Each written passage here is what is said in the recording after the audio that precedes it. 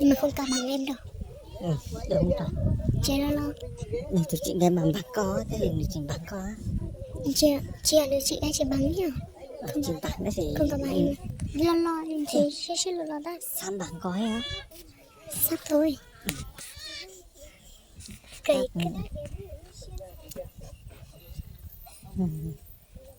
Nhiều xịt kìa. Cầm đi. Tầm ít. Vì tao bỏ ít cho. Nhiều xịt chập là nơi chập bao giờ. Thẳng luôn.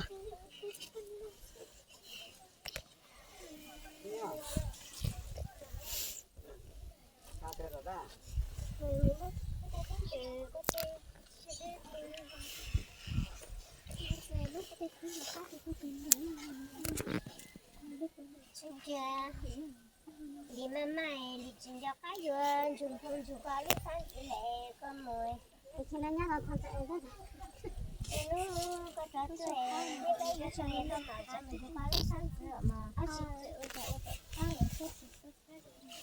mình cũng chơi mình chết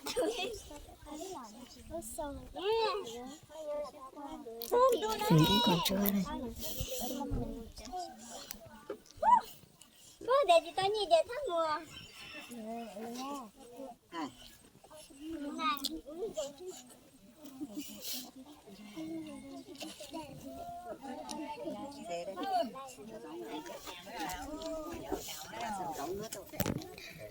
chọc vào là sợ nó ló lên chọc vào chơi chặt lại lên này.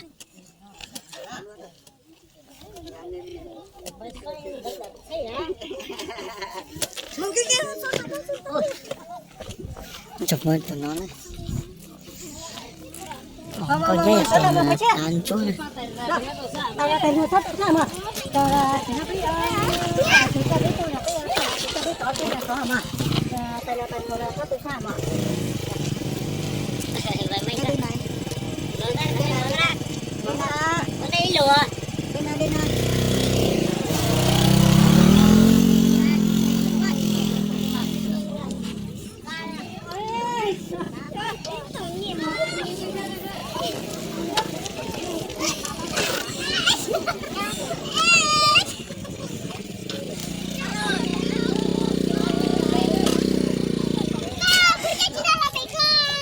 Ra được cuối tuần mùa đây, đi từ cuối tuần một con ra.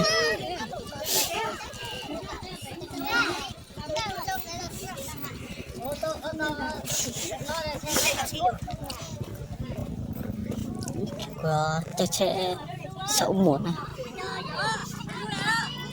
Sen là 25S00005 này. Mình tìm được luật thì nó chỉ nhiệt của lệ là ăn được có nhiệt cho thì nhiệt rồi cho con nhỏ này.